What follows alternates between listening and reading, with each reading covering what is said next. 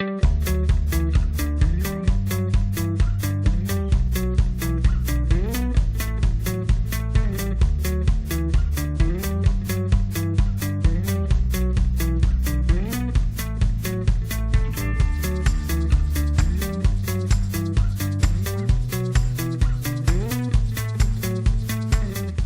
qui évidemment nous a surpris, a été vachement sympa, c'est l'envie.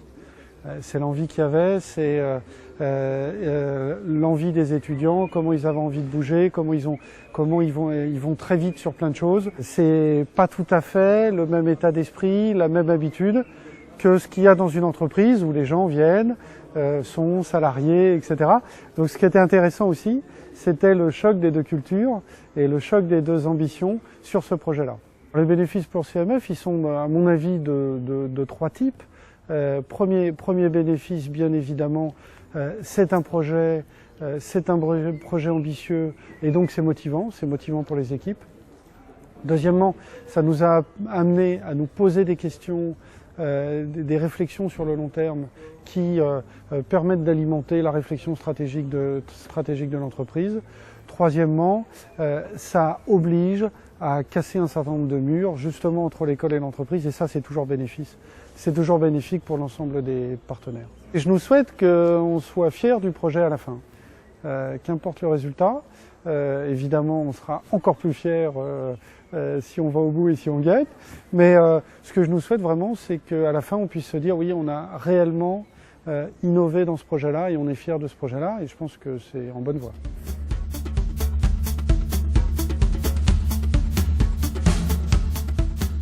Ce qui est intéressant de s'impliquer dans un projet étudiant finalement, c'est qu'on se rend compte que notre filière qui pendant peut-être un certain nombre d'années était considérée comme une filière où il se passait peu de choses, avec finalement peu d'innovation, on voyait des chantiers toujours un peu pareils.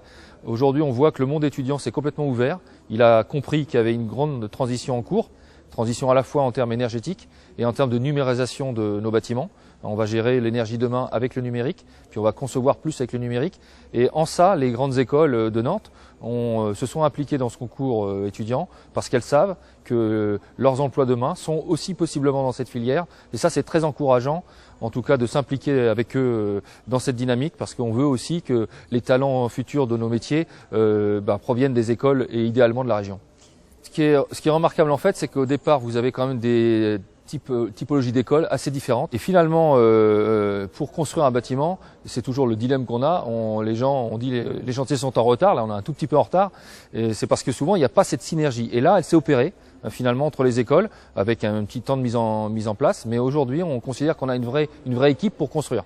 Et je dirais quelque part, nos jeunes générations montrent l'exemple de ce qu'il faut faire ensemble sur nos chantiers, travailler en mode collaboratif comme ils ont su le faire, utiliser beaucoup le numérique, beaucoup l'échange d'informations par le virtuel pour finalement arriver au concret qui est la construction et bientôt le transport à Versailles dans 3 semaines et demie.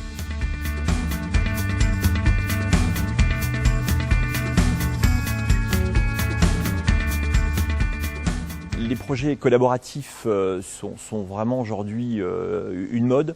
C'est à la fois une mode et un super vecteur entre les universités et les entreprises. Cet accompagnement est essentiel pour développer de la richesse.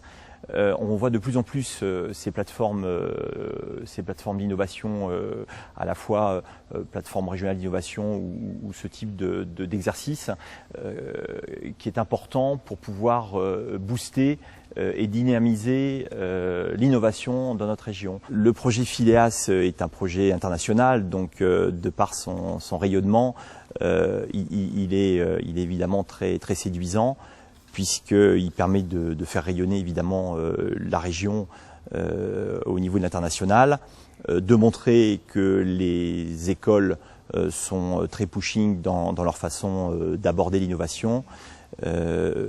Et c'est pour nous un point clé dans l'accompagnement.